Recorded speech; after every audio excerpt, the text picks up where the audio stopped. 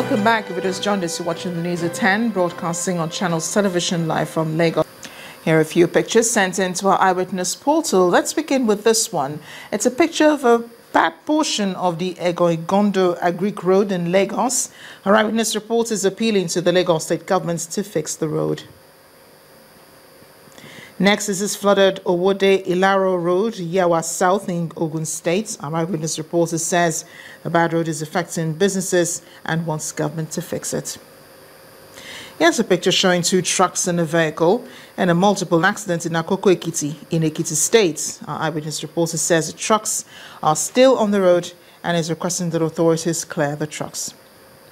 Finally, is this picture of a fallen high-tension power cable from Orita Sapa in Odigbo local government area of Ondo State.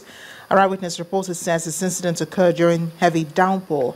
He wants authorities in charge to fix it. Thank you for sending in those pictures. Please know that you too can become an Eyewitness reporter for Channels Television to report events as they unfold around you.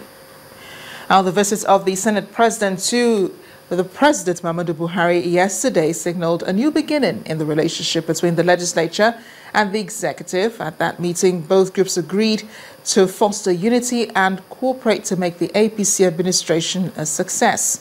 Joining me now in the studio to discuss how to further this relationship between the two arms of government is a legal practitioner, Mr. Osaho Iheye. You're welcome to the News at 10. No, thank you very much for inviting me. What do you make of that meeting between the President and the leadership of the Senate? I think it's a good one.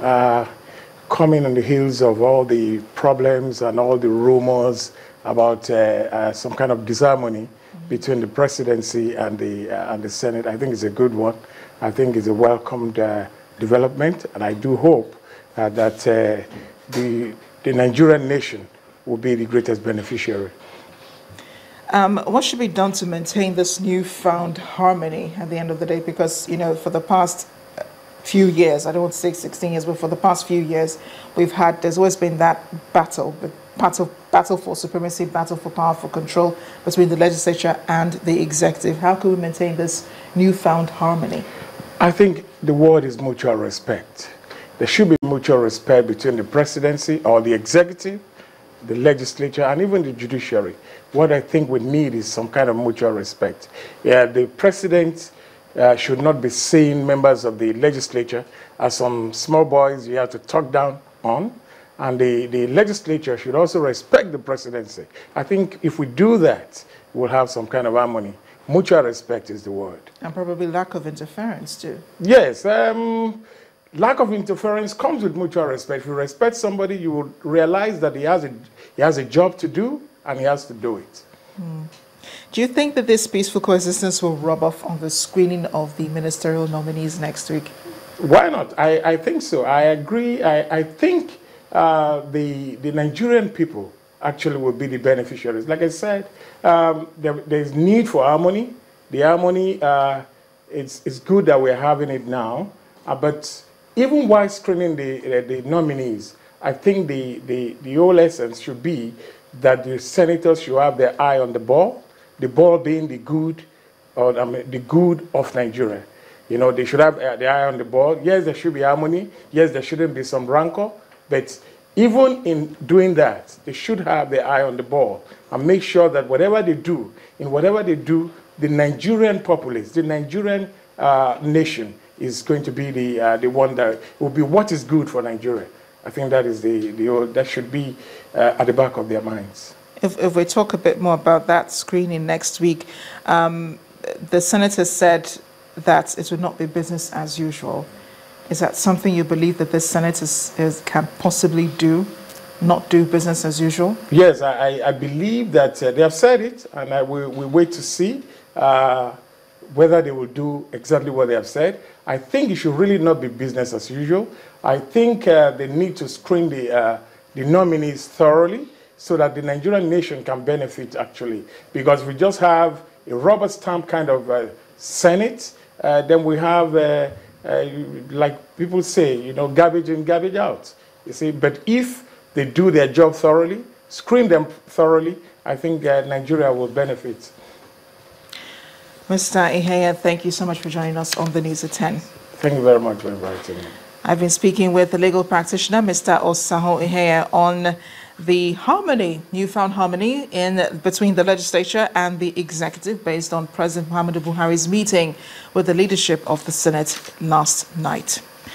Staying with the lawmakers, but the House of Representatives, in a bid to check rowdy scenes during its plenary sessions, the lawmakers have amended their standing rules and set out stiff penalties for those who are adjudged to be unruly. Henceforth, lawmakers who approach or handle the mace with whatever intent are liable to be suspended over the next 6 months. This amendment was approved despite an objection by a lawmaker who drew the attention of the House to a court ruling against suspending a sitting lawmaker. And I take that again. The lawmakers have agreed that anyone who approaches or handles the mace with whatever intent is liable to be suspended for over 6 months. These scenes sometimes occur during plenary sessions when tensions are high. In a bid to check such instances, the Speaker of the House of Representatives had set up an ad hoc committee to amend its standing rules. It's now time to consider the amendments recommended by the committee. One key recommendation is the proposed Order 37, subsection 13, 14 and 15, which lays out a suspension of 6 months or more for any member who approaches or handles the mace. This lawmaker opposed the amendment. Some members were suspended in the 6th Assembly, Dino Malai and 6 others. They took the case to court. And a federal high court of the Federal Republic of Nigeria ruled that the House has no power absolutely to suspend any member. The Constitution of Nigeria has stated very clearly how you will become a member and the way and manner in which you will lose your seat. The purpose of the judiciary is first and foremost to interpret laws. Even at times when you think you have made the best of laws, there are still situations where they have to be subjected to interpretation. So why can't you wait till that time if anything goes wrong and the law is interpreted by the appropriate authority? That's number one. Number two, even when you make your laws, you still come back to come and amend them. So I don't see your fear. I don't entertain any fear. Just make sure that honorable members are able to comport themselves in a manner that we have decorum here. So in view of that, my judgment is your point of order is noted. Clause 35. The lawmaker was still allowed to move a motion on the matter. Those in support of the motion as moved by Honorable Madaki say aye. Those against say nay. The nays have it. The House also created some new committees. Others have been renamed, while others have been merged. The lawmakers stayed back till the completed consideration of the report, ending later than any other session for this 8th Assembly. In the meantime, the Court of Appeal in Abuja has commenced hearing on the objection processes filed by the Senate President, Dr. Bukola Saraki, on his trial by the Code of Conduct Tribunal. Counsel to Senator Saraki is asking the court to stop the tribunal from trying the Senate President over an allegation of false declaration of assets. Presiding Judge Justice Moore Adumain made no pronouncement on the request before adjourning the sitting to October 16th. Lead counsel to the Senate President, Mr. Mahmoud Magaji, however, said the tribunal will have to wait until the Court of Appeal rules on the matter. The last but not have been heard of the recent defections of some People's Democratic Party members to the opposition All Progressives Congress in Delta State. The leadership of the PDP has accused the leader of the defectors of fraud and says their decision to leave the PDP is of no consequence. The defector, however, hit back at the PDP leadership and warned the party of an imminent major exodus to the APC. I have decided to take that decision.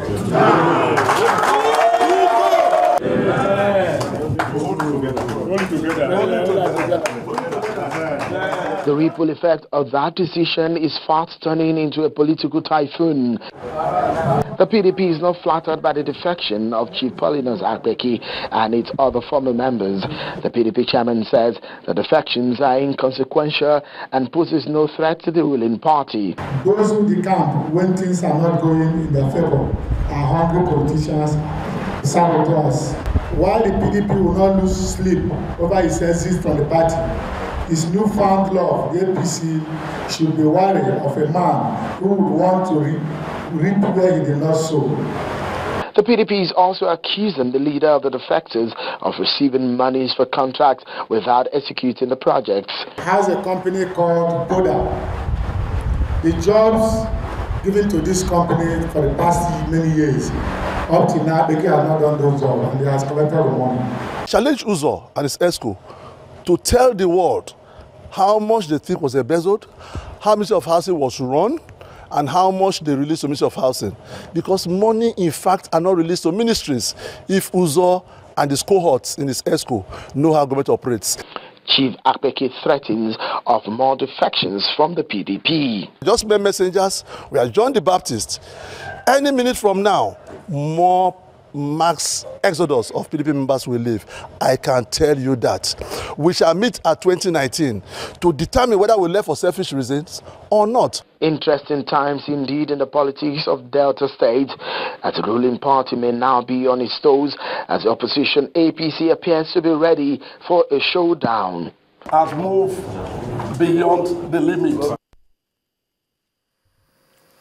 More politics now. The People's Democratic Party has insisted that the April 2015 governorship election in Rivers State was conducted in substantial compliance with the guidelines of the Independent National Electoral Commission.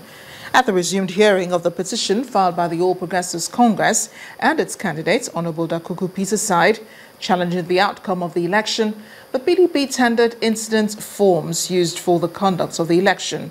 The party also tendered oath of affirmation of neutrality forms used by ad hoc staff of INEC for the conduct of the poll. Meanwhile, the River State Governor Nyesom Wike has dissolved the 22 local government caretaker committees in the state. The state government in a statement directed that the 22 caretaker committees hand over to various heads of the local government administrations with immediate effect. The caretaker committees were appointed after Governor Wike sacked the councils when he took over government in May.